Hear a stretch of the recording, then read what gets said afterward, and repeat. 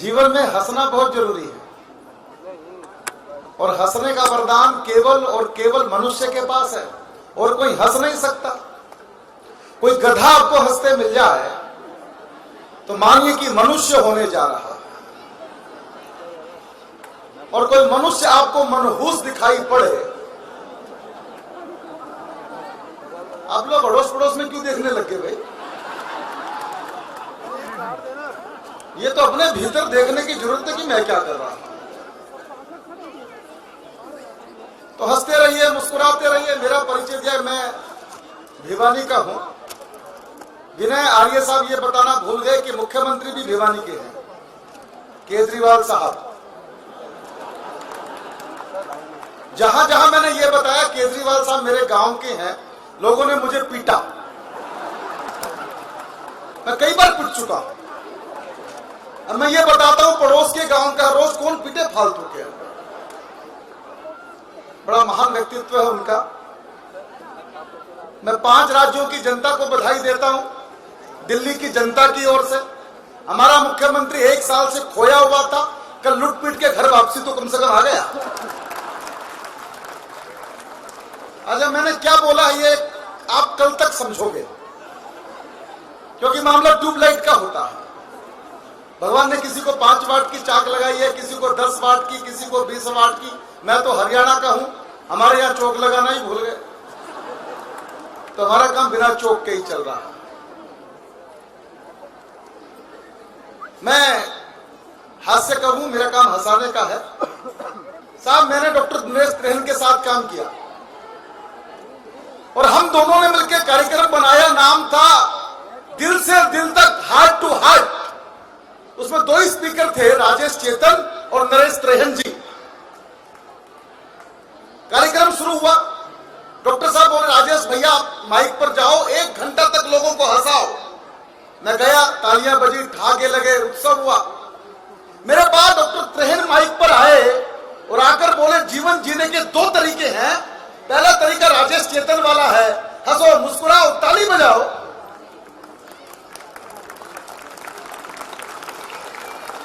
या तो इस रास्ते पर चलो, या तो इस रास्ते पर चलो, वरना मैं हूं। आप क्या चाहते हैं? मेरे साथ चलना चाहते हैं डॉक्टर साहब के साथ? क्या इच्छा है आपकी? हमारे साथ? तो फिर ताली बजानी पड़ती है, हमारे साथ चलना होगा। डॉक्टर का रिश्ता और भगवान का रिश्ता बहुत गहरा होता है। जब भगवान रूठ जाता है तो डॉक्टर के पास जाना पड़ता है, और डॉक्टर रूठ जाता है तो भगवान के पास जाना पड़ता है। एक डॉक्टर साहब नए नए ऑपरेशन थिएटर में माला लेके घुसे तो पेशेंट डर गया, बोला माला क्यों लाए हो? बोला मेरा पहला ऑपरेशन है, कामयाब हो गया तो मेरे लिए, नहीं तो। समझ गए? तो ताली मैं बजाऊं?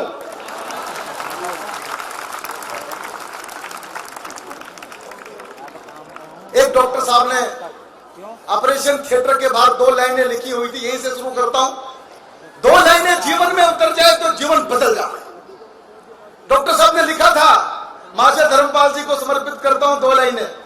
ये एग्जाम्पल है इस बात का, लाइव इंसाइक्लोपीडिया है। मैं मिला इनसे, बोला यमराज मेरा वारंट जी भूल गया, हो गया उससे, अपनों को जाने ही नहीं, यहीं बैठेंगे। ऐसी मस्ती है उनके पास। 2 लाइनें डॉक्टर साहब ने लिखी थी, खोल लेते दिल अगर हंस बोल कर यारों के साथ, खोल लेते दिल अगर हंस बोल कर यारों के साथ, तो हमें ना खोलना पड़ता यूं औजारों के साथ। Thank you, love you. अब आप मेरे योग्य होते जा रहे हो। आप सब वास्तव में एक्सपोर्ट क्वालिटी के लोग हैं। वो हरियाणा में मास्टर जी पढ़ा रहे थे स्कूल में, बोले एक्सपोर्ट इंपोर्ट का मतलब बताओ। इसमें इको चल रहा है दोस्त? हेलो भैया, इसमें इको है क्या? बिल्कुल नहीं है। तो मास्टर जी पढ़ा रहे थे, बोले एक्सपोर्ट इंपोर्ट का मतलब बताओ। हरियाणा का बच्चा बड़ा होशियार, बोला गुरुजी बहुत आसान है। बोला बता? बोला गुरुजी इंपोर्ट मतलब सोनिया, और बोला एक्सपोर्ट? बोला जी सानिया। ये बात भी आप कल तक समझोगे मैं क्या बोलकर गया था। आइए शुरू करते हैं यात्रा को। आप बहुत भाग्यशाली हैं कि आपका मनुष्य के रूप में जन्म हुआ, यह आपका भाग्य है। आप और भाग्यशाली है कि भारत में पैदा हुए। दुनिया में कोई देश भी मां नहीं है। आपने कभी सुना क्या अमेरिका माता की जय? आपने कभी सुना क्या जापान चाचा की जय? आपने कभी सुना क्या पाकिस्तान अंकल की जय? हो ही नहीं सकता। सारी दुनिया बोलती है भारत माता की जय, तब भारत में पैदा। मैं हैदराबाद में गया था कवि सम्मेलन में। जैसे ही मैंने कहा भारत माता की जय, तो दो भाई बीच में से खड़े हो गए। बोले इसका मतलब क्या होता है भारत माता की जय, हमको समझाओ। मैंने कहा समझाता हूं। मैंने कहा जब जब परमपिता परमात्मा को धरती पे उतरना होता है तो एक ही रास्ता है, भारत की धरती, जहां से वो उतर सकता है, इसलिए भारत माता की जय। बोला बात तो ठीक है यार, लेकिन दो परमात्मा तो ऐसे हुए हैं जो भारत के रास्ते नहीं आए ना। कौन से वाले?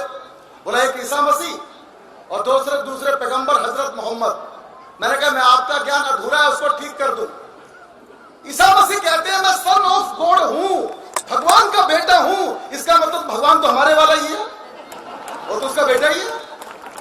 दूसरे कहते हैं मैं पैगंबर हूं, पैगाम लेके आया हूं, मतलब पैगाम देने वाला तो हमारे वाला ही है, तुम्हारे पास तो पैगंबर ही है। इसलिए वही धरती जो भगवान को उतार सकती है, इसलिए भारत माता की जय। आप उस धरती पर पैदा हो गए, वहां पैदा होकर दिल्ली में पैदा हो गए, राजधानी में। यह भी आपका भाग्य है।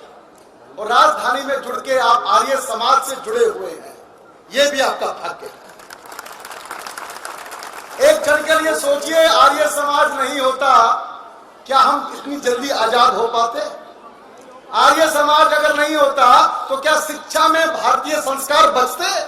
और आर्य समाज अगर नहीं हो पाता तो क्या महिलाओं को वो सम्मान मिलता जो आर्य समाज ने दिया? इसलिए आर्य समाज के साथ जुड़े हैं, ये आपका भाग्य है। और आर्य समाज के साथ जुड़ के आप आज यहाँ कवि सम्मेलन में आए, ये भी आपका भाग्य है। और वहां पे आप राजेश चेतन को सुन रहे हैं, ये आपका परम सौभाग्य है। हमको सुनना भी इतना आसान काम थोड़ा है। तो मैं एक कविता सुनाता हूं आप लोगों को, अच्छी लगेगी तो ठीक है, 4-5 और सुनाऊंगा। जब तक आप ये नहीं कहो कि अच्छी में सुनाता है। मैंने बताया कि केजरीवाल साहब मेरे गांव के हैं, गजब के आदमी हैं, सब बड़े गजब। पिछली होली की घटना आपको सुनाता हूं। पिछली होली पर दिल्ली इंजीनियरिंग कॉलेज में कवि सम्मेलन हुआ। दिल्ली पुलिस ने आयोजन किया। मुझे फोन आया डीसीपी का, राजेश चेतन कवि सम्मेलन में आना है। मैंने कहा साहब मैं तो बिजी हूं, आ नहीं सकता। सामने से आवाज आई आओगे कि उठा ले। भाई इनसे सब डर लगता है। मैं चला गया, सामने की लाइन में मुख्य अतिथि के रूप मुख्यमंत्री बैठे थे। मैंने एक ही बात कही, मैंने कहा साहब मुख्यमंत्री जी आप रोज कहते हैं दिल्ली पुलिस मुझे मिल जाए तो 6 महीने में दिल्ली को ठीक कर दूं। और मैंने कहा मैं आपसे विनम्र प्रार्थना करना चाहता हूं, आपके बारे में दिल्ली पुलिस भी यही कह रही है। गजब का मामला। पिछली होली पर गुलाल बिक रहा था फुटपाथ के ऊपर, लालू गुलाल, मोदी गुलाल, मुलायम सिंह गुलाल, सबका रेट 25 रुपया। एक थैली पर लिखा था केजरीवाल गुलाल, रेट 500 रुपया।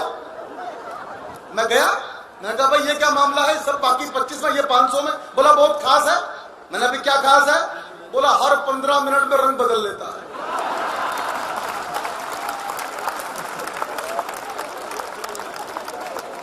बहुत सारी खूबियां पैसा मुझे मिल गया एक दिन। बोले चेतन जी भ्रष्टाचार मिटा दूंगा।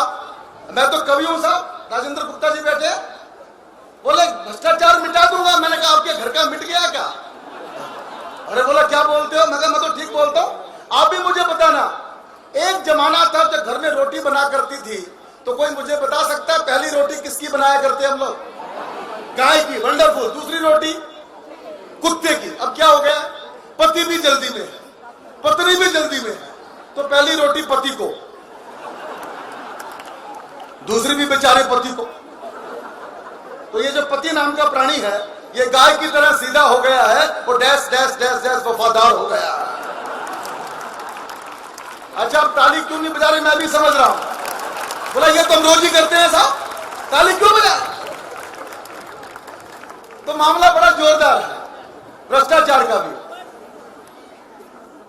एक हमारे साहब प्रधानमंत्री जी हैं, उनका भी जवाब नहीं। पहले प्रधानमंत्री वो थे जो बोलते नहीं थे, दूसरे ये आहें चुप्पी नहीं होते। दिल की बात, मन की बात, फेफड़े की बात, गुर्दे की बात, टेलीविजन की बात, रेडियो की बात सारा दिन बोलते ही रहते हैं। अच्छा, जब घर में लुगाई ना हो तो आदमी को रेडियो पर आकर बोलना पड़ता है। और मोदी साहब तो ऐसे भाग्यशाली है, घर में लुगाई नहीं, संसद में अपोजिशन नहीं, जो मर्जी बोलो, तो उनकी बोलने की आदत हो गई है। मैं कविता मोदी जी पे सुनाऊं उससे पहले मैंने एक ही बात सीखी है जीवन में कि जिस मंच पर जाओ वहां की बात थोड़ा जरूर करो। मैं कविता पहले आर्य समाज पर, महर्षि दयानंद पर पढ़ना चाहता हूं, मेरा साथ दीजिएगा। और यह कविता बहुत जरूरी है, आज के मंच से हम अपने पुरखों को याद जरूर करें जिनकी वजह से यह बहार है। सुनिएगा और मेरा साथ दीजिएगा। सच में भारत के रखवाले स्वामी जी, आप स्वामी जी मेरे साथ सब मिलके बोलेंगे तो ज्यादा मजा आएगा। सच में भारत के रखवाले जिंदाबाद, क्या बढ़िया बोलते हैं आप।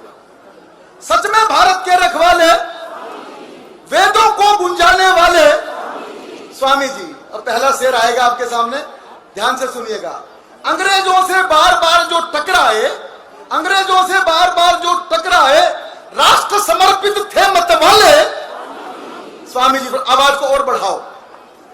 बिरजानंद गुरुवर से जो भी ज्ञान मिला, बिरजानंद गुरुवर से जो भी ज्ञान मिला, सच में थे अमृत के प्याले स्वामी जी। सच में थे अमृत के प्याले स्वामी जी।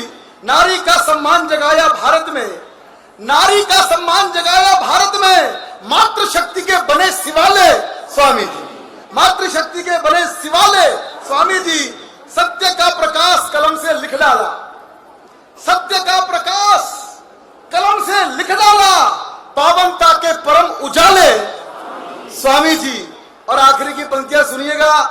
हिंदू वैदिक संस्कृति का सम्मान किया, हिंदू वैदिक संस्कृति का सम्मान किया, अद्भुत थे वो संत निराले स्वामी जी। अद्भुत थे वो संत निराले स्वामी जी।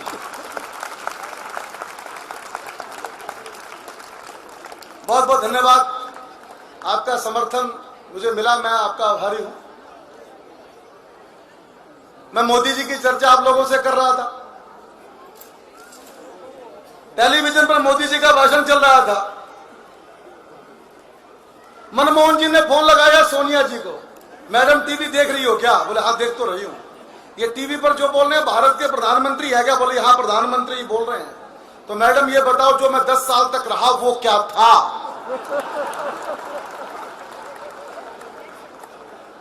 सुनिएगा।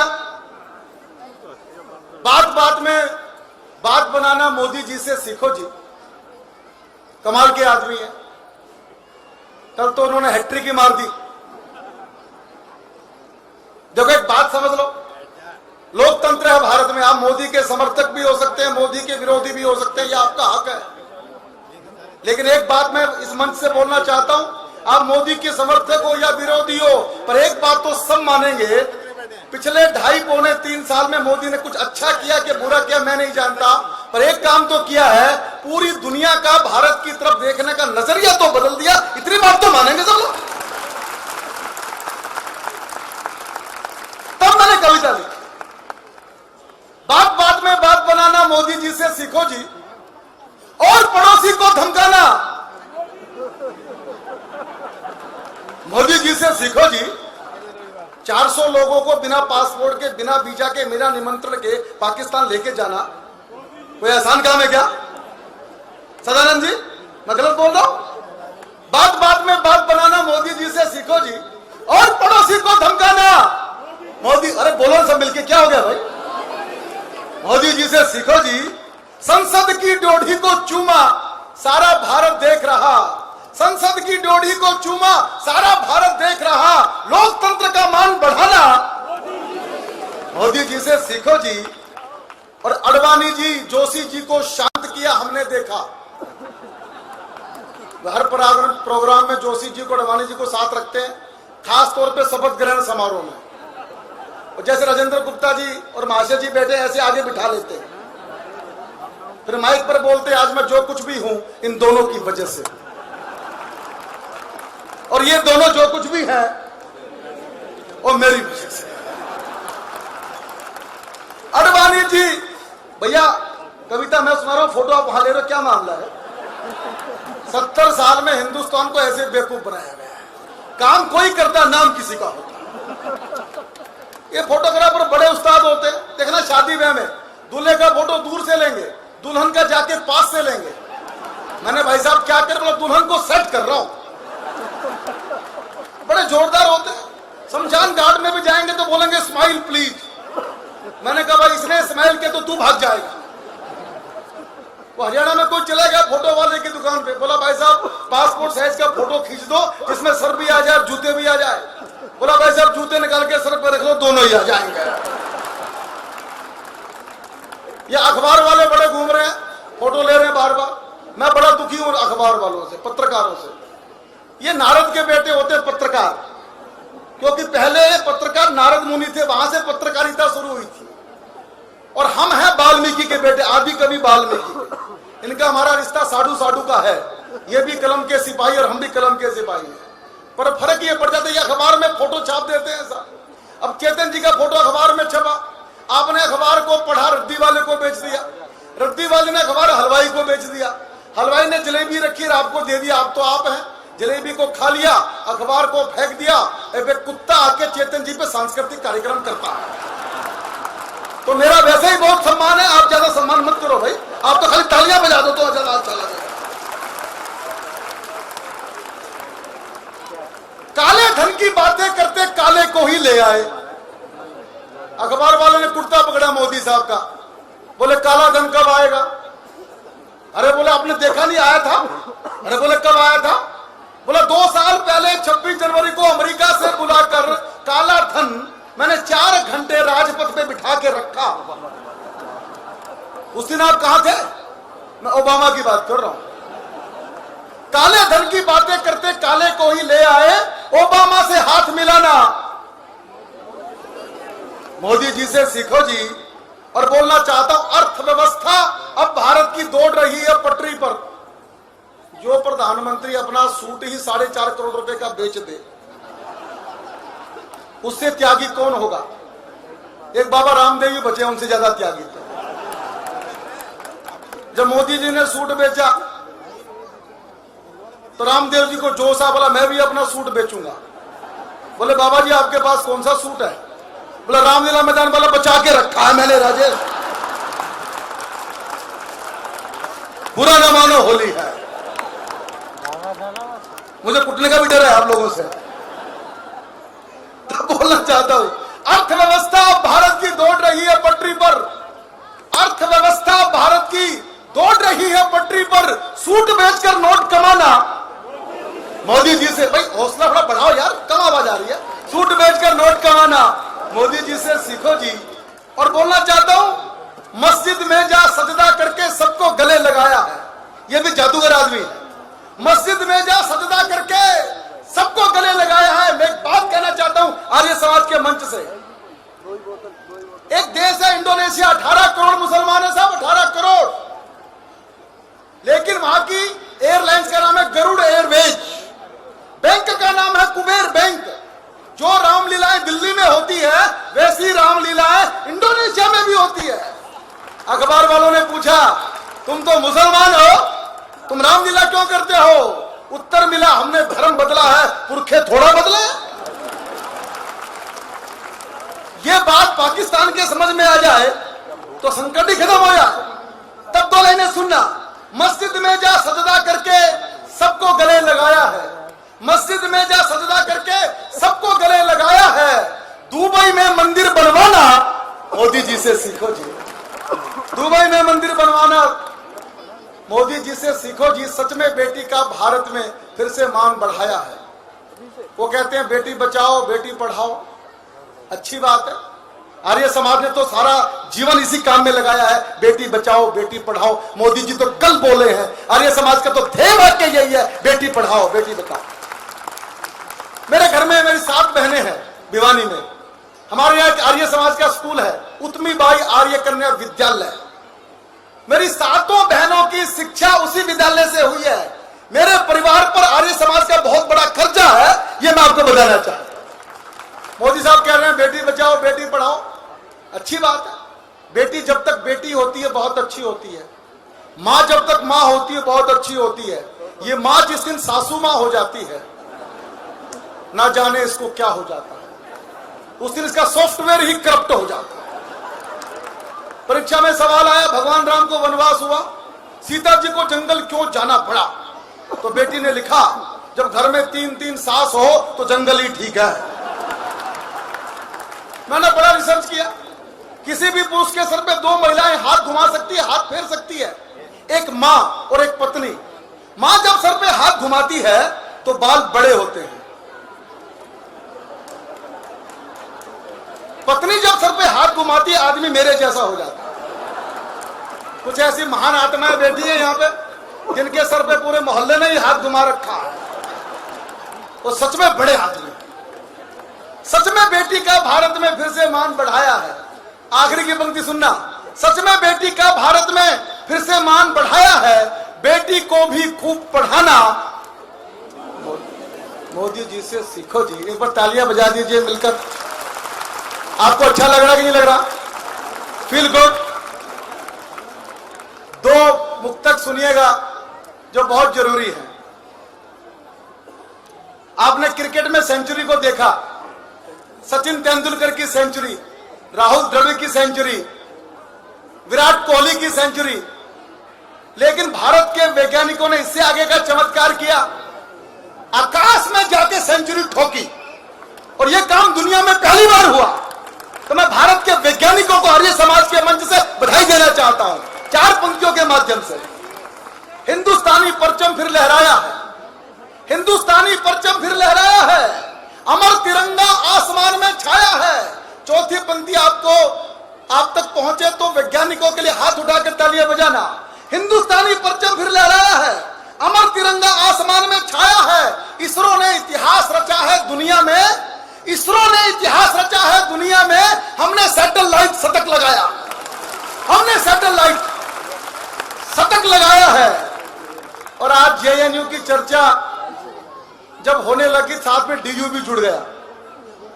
क्या हो गया हिंदुस्तान को? 4 पंक्तियां पढ़ता हूं, आर्य समाज से सीखो, शिक्षा में जो अद्भुत काम किया है। 4 लाइनें और सुनिएगा। कौन जहर के बीज बो गया डीयू में? यह बात मैं इस मन से नहीं कहूंगा तो किस मन से कहूंगा? कौन जहर के बीज बो गया डीयू में? एक शहीद का मान खो गया डीयू में। 4थी लाइन फिर आपके लिए आ रही है। कौन जहर के बीज बो गया डीयू में? एक शहीद का मान खो गया डीयू में। लाल कोबरे फन फैलाए घूम रहे, लाल कोबरे फन फैलाए घूम रहे, शिक्षा का यह हाल हो गया डीयू में, शिक्षा का यह हाल हो गया डीयू में। यह सब क्यों होता है? क्योंकि अपने घर की दीवारों को हमने देश समझ रखा है, अपने घर की दीवारों को हमने देश समझ रखा है, अपने घर की खुशियों को पूरा परिवेश समझ रखा है।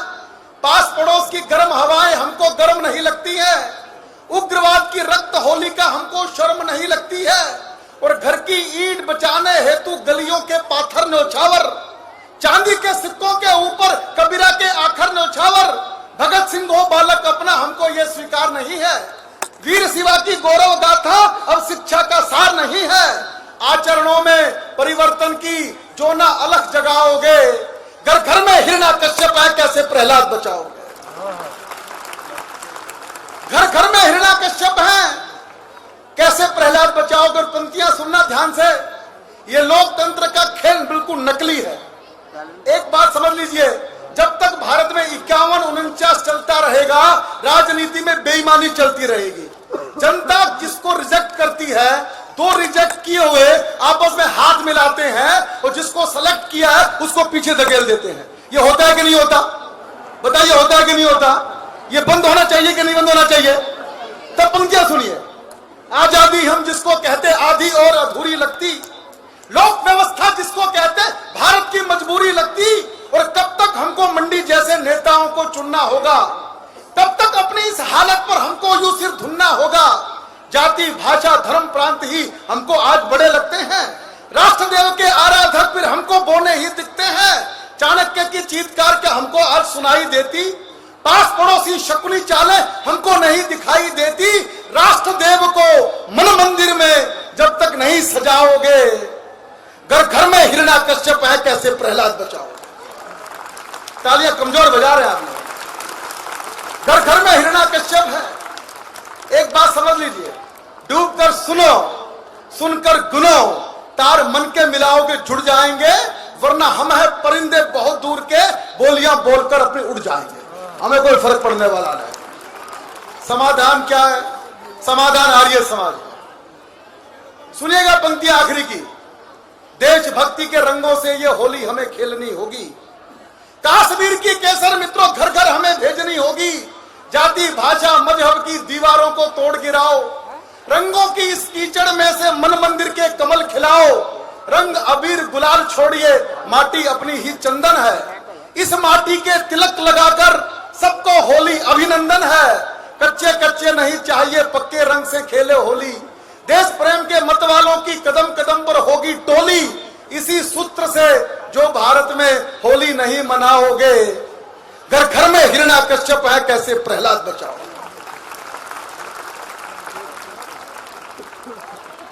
मित्रों, बस मैं 2.5 मिनट आपके बीच और रहूंगा। मैं अंतरराष्ट्रीय कवि हूं, इंटरनेशनल सारे कंट्रीज में घूमता हूं। अभी पिछले दिनों मेरा कार्यक्रम था लंदन में। अच्छा, ये इसलिए बताना पड़ता कि आप हल्के में ना ले लो, पता नहीं कौन खड़ा कर दिया, तब बताना पड़ता कि मैं कौन हूं। तो साहब मेरा प्रोग्राम था लंदन में। हालांकि मुझे मोदी जी के साथ जाना था, पर सरकार ने सोचा एक समझदार आदमी देश में रहना बहुत जरूरी है, इसलिए हम दोनों को बारी बारी से भेजा। लंदन में सब कुछ खराब नहीं है, कुछ चीजें अच्छी भी है। मैं आपको बताना चाहता हूं, आप लंदन की सड़क पर घूमोगे, कोई अपरिचित व्यक्ति, अनजान आदमी जिसका आपका परिचय नहीं है, आपके पास से निकलेगा तो स्माइल पास करके जाएगा, मुस्कुरा के जाएगा। भारत में काम उल्टा है। यहां से बाहर निकलो कनॉट प्लेस में, किसी अनजान आदमी को नमस्ते करके निकल जाओ, पूरे दिन टेंशन में रहेगा ये कौन था करके देख लो। और पार्क में पति पत्नी घूम रहे हो, कोई सुंदर सी लड़की पति को नमस्ते कर दे तो 1 हफ्ते तक पूरे घर में टेंशन। बता कौन चुड़ैल है वो, बता जल्दी बता।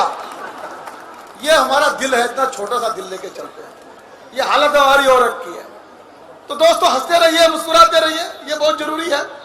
एक घटना सुना के अपनी वाणी को विराम देना चाहता हूं। अभी कुछ दिन पहले मेरा अमेरिका में कार्यक्रम था, फिलाडेल्फिया में।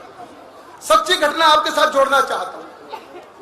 राजेंद्र गुप्ता जी, मैं होटल में जब रुका तो होटल की दीवार पे राधा कृष्ण का फोटो लगा हुआ। मैंने होटल के मालिक का नाम पूछा तो बोले महावीर जी हैं अहमदाबाद के। मैं महावीर जी से मिला, मैंने कहा अमेरिका के किसी होटल की दीवार पे राधा कृष्ण का फोटो कैसे लगा दिया? अरे बोले चेतन जी, जहां भी जाओगे ऐसा ही मिलेगा। मैंने भी ऐसा क्या कर दिया? बोला अमेरिका के 70% होटल हिंदुस्तानियों ने खरीद लिए हैं। मेरे दिमाग ने काम करना शुरू किया। मैंने कहा होटल अपने हो गए हैं तो 4-5 साल के बाद अमेरिका का राष्ट्रपति भी अपना हो जाएगा। क्या बात, ये बात आपको जमी नहीं क्या? मैं पूरा गणित आपको समझाता हूं। अमेरिका की कुल आबादी 30 करोड़ है। 30 करोड़ की आबादी में 30 लाख हिंदुस्तानी पहुंच चुके हैं। अब मुझे ईमानदारी से बताओ, 4-5 साल में अपने लोग कितने हो जाएंगे? करोड़ 2 करोड़ तो हो ही जाएंगे। और इस परियोजना में बिहार को शामिल कर ले तो यह काम और जल्दी हो जाएगा। नहीं हो सकता क्या? उसमें क्या स्थिति बताना चाहता हूं। आज अमेरिका के अंदर 70% होटल भारतीयों के हैं। अमेरिका में 5 लाख डॉक्टर है, भारत के 5 लाख। और आपको सुन के अच्छा लगेगा, अमेरिकन लोग अपने डॉक्टर पे कम भरोसा करते हैं, भारत के डॉक्टर पे ज्यादा भरोसा करते हैं। कंप्यूटर हमारे हैं, सॉफ्टवेयर हमारे हैं। मैं तो आज भगवान से प्रार्थना करता हूं, आर्य समाज, आर्य सभा का दिल्ली का ये कार्यक्रम जो हम होली का इस विद्यालय में कर रहे हैं, अगले साल ये अमेरिका में होना चाहिए। सपने लेने में क्या बुराई है भैया? तो बुराई है क्या? कोई बुराई नहीं है। तो होटल हमारे, कंप्यूटर हमारे, सॉफ्टवेयर हमारे, और नासा जो विश्व का सबसे बड़ा रिसर्च इंस्टीट्यूट है, उस नासा में भी 36% वैज्ञानिक अपने भारत के हैं, तब कहे का नासा। आखिरी की पंक्तियां सुनिए और भारत मां की वंदना में तालियां बजाइए। आखिरी पंक्ति पर, विश्व जीतने वाला घोड़ा हमने ही तो छोड़ा है, विश्व जीतने वाला घोड़ा हमने ही तो छोड़ा है, परमाणु से हमने जग को मैत्री युग से जोड़ा है, अमेरिका भी हमको अपने घर पर आज बुलाता है, चीन हमारे घर पर आकर समझौता कर जाता है, अपने डॉक्टर वैज्ञानिक तो दुनिया भर में छाए हैं, कंप्यूटर में हमने जग में कीर्तिमान बनाए हैं, और विश्व जीतकर जिस दिन भारतवासी घर पर आएंगे, अश्व में भी एक पूर्ण होगा गीत खुशी के गाएंगे, उस दिन अपने भारत भू पर नई दिवाली आएगी, उस दिन भारत माता जग में वंदनीय कहलाएगी। मैं उस दिन के इंतजार में दीपक रोज जलाता हूँ, कब आएंगे राम लौटकर घर घर अलग जगाता हूँ, राम लखन तुम नव भारत के जग को ये बतलाना है, और भारत के गौरव का झंडा दुनिया पर लहराना। बहुत बहुत धन्यवाद, बहुत आनंद आया आपके बीच आके। मैं आप सबका धन्यवाद करता हूं और प्रार्थना करता हूं कि आपके जीवन में होली के रंग हमेशा रहे, आप मुस्कुराते रहें, हंसते रहें।